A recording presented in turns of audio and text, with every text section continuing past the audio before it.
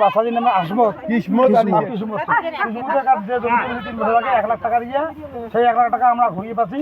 কিন্তু ওই যে কিছু কথা হয়েছে যে আমরা 3 লাখ টাকা একটা 3 লাখ টাকা নেওয়ার কথা আর ফাউড়ে কথা আমরা 1 লাখ টাকা পায়া আমার 4 জমি ঘুরে দিলে আমার কোনো দাবিতে পানি না।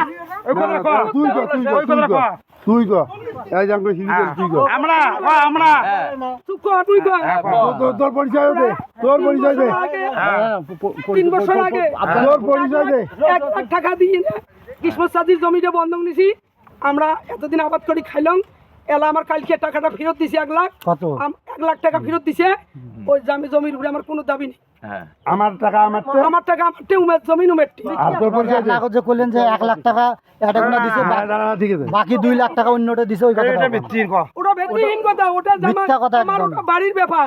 উমায় ওই উয়ের কাজত নাকে দিয়ে আমার সামনে ওয়াই মানে দিছে।